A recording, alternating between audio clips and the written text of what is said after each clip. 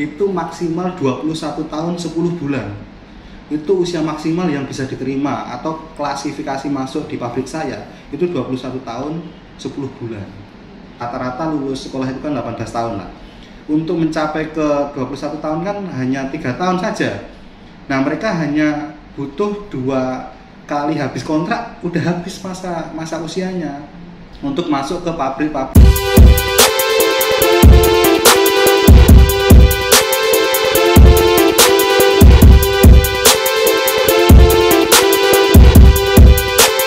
Perkenalkan, nama saya Tri Agung Setiawan. Saya Vice President FSPMI bidang pekerja muda dan juga Wakil Sekretaris bidang pemuda, pelajar dan mahasiswa Partai Buruh.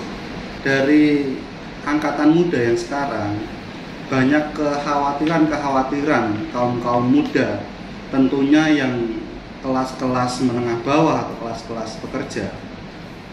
Anak-anak muda lulusan STM, dengan adanya Omnibus Law ini mereka nggak kehilangan arah. Itu, Pak. Ya, Omnibus Law salah satunya adalah kontrak berkepanjangan. Nah, salah satunya adalah outsourcing yang bebas. Nah, bahkan saat ini yang namanya pengangkatan karyawan tetap itu kan jarang. Kebayang nggak dia nggak bisa kerja sampai di usia pensiun? Ya, sangat kebayang, dan ini juga sudah real. Peningkatan UMKM itu salah satu dampak dari kehilangan pekerjaan. Usia produktif lulusan STM maksimal itu 25 tahun. Ketika mereka kehilangan pekerjaan di usia 25 tahun, pasti mereka akan mengambil cara bagaimana perut itu bisa diisi dengan dagang cilok, dagang angkringan, bikin keripik, dagang gorengan. Itu yang mereka rasakan. Dan ketika dagang-dagang seperti itu sangat jauh dari harapan untuk mendapatkan kesejahteraan atau kelayakan hidup, itu mereka susah dapatkan. Yang ada nanti kehidupan di keluarganya ya akan miskin-miskin lagi. Mereka akan kesusahan untuk menyekolahkan anaknya, ketika istri mau lahiran juga kesusahan. Nah, itu yang mereka rasakan sekarang ini. Itu. Jadi intinya gini, ketika mereka sulit mendapatkan pekerjaan di pabrik, di sektor formal, akhirnya mereka lari ke informal gitu ya. Benar. Ya. Rata-rata pabrik itu menerima karyawan baru itu di usia berapa? Ini contohnya pabrik saya kasih nama pabrik B lah. Itu juga pabrik Bonafit di negeri tercinta ini. Itu maksimal 21 tahun 10 bulan. Itu usia maksimal yang bisa diterima atau klasifikasi masuk di pabrik saya itu 21 tahun 10 bulan. Dan ketika mereka lulus dari perusahaan A, rata-rata lulus sekolah itu kan 18 tahun lah. Untuk mencapai ke 21 tahun kan hanya 3 tahun saja.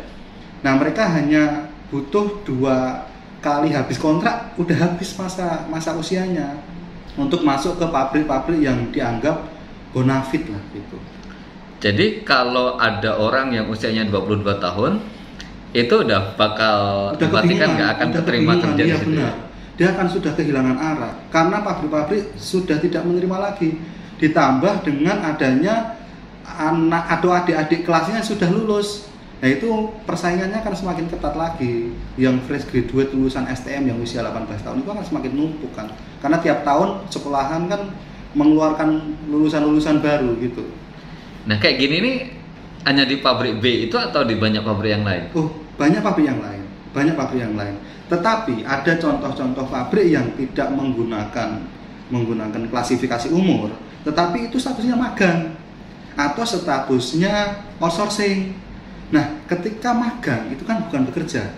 Magang ini kan belajar, dan magang tidak mendapatkan hak upah minimum. Magang hanya mendapatkan uang saku. Uang saku nggak ada standarnya. Boleh nggak perusahaan memberikan gaji atau uang saku itu 1 juta atau 2 juta? Boleh sah-sah saja. Misalkan kita contoh Kabupaten Bekasi. Kabupaten Bekasi itu UMK-nya 4,7. Ketika anak kerja magang itu dikasih uang saku 2 juta atau 1,5 juta, sah nggak? Sah. Boleh gitu, Bang. Tapi banyak yang nggak mau. Banyak yang mau. Karena apa? Karena dia butuh hidup. karena mereka butuh perut itu diisi. Itu Bang. Abang punya teman yang magang? Oh banyak. Nah cerita mereka soal magang itu gimana? Mereka kerja kayak yang lain kerja atau? Seperti biasa. Mereka bekerja sama dengan kayak operator karyawan tetap yang sudah lama ada di situ. Mereka melakukan pekerjaan produksi yang menghasilkan barang secara kontinu yang dihasilkan oleh pabrik tersebut. Sama kayak orang PKWT, perjanjian kerja waktu tertentu atau kontrak, itu sama pekerjaannya, persis. Termasuk ada yang disuruh lembur, kerja malam gitu. Iya, benar. Bolehlah kita cek bareng-bareng lah, kalau misalkan ada waktu kita cek di pabrik mana bolehlah. Sudah banyak kok, dan itu terang benderang. Oke, jadi pekerja muda sekarang sudahlah sulit mendapatkan pekerjaan, kemudian banyak yang statusnya kontrak tanpa pengangkatan jadi karyawan tetap. Nah, kalau mereka aja kesulitan untuk bisa diangkat jadi karyawan tetap, mereka masih butuh serikat nggak? Bagi saya ini sangatlah penting.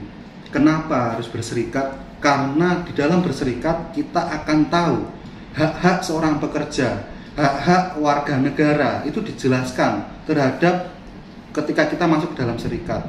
Serikat itu kan adalah wadah. Ketika seseorang tidak memiliki kekuatan, hanya memiliki tubuh saja, kita akan bareng-bareng mengakomodir massa, mengakomodir pemikiran-pemikiran untuk bisa menyuarakan. Karena ketika orang kecil, anak lulusan STM ngomong terhadap aturan-aturan itu, ya nggak bakalan didengar. Ketika kita berserikat, ketika kita bareng-bareng ibarat sapu lidi, ini akan bisa menjadi kekuatan dan kita akan bisa menyuarakan apa yang menjadi keluhan-keluhan, apa yang menjadi hak-hak kita sebagai pekerja di Indonesia. Oh, jadi dalam kondisi seperti ini memang dibutuhkan serikat sebagai alat perjuangan bagi kaum muda ya? Iya benar, bagi kami ini sangatlah penting. Karena banyak anak-anak muda yang ternyata belum tahu, oh ternyata misalkan kasih contoh, seorang pekerja wanita, oh ternyata dia mempunyai hak untuk cuti selama berapa hari ketika dia haid atau ketika dia melahirkan. Itu ternyata tidak semua pekerja mengetahui aturan-aturan itu. Nah, ketika si pekerja wanita ini atau pekerja perempuan ini berserikat, maka dia akan diberitahu.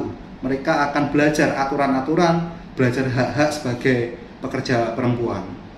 Ya. Ada berita soal kaum milenial, pekerja-pekerja muda. Ya. Itu yang saat ini kesulitan untuk bisa mendapatkan punya rumah gitu ya, untuk bisa punya rumah karena memang tadi upahnya rendah, kemudian sering diputus kontrak. Itu benar nggak sih? Ya benar, Bung. Jadi upah-upah kita ini ya memang habis untuk kebutuhan sehari-hari.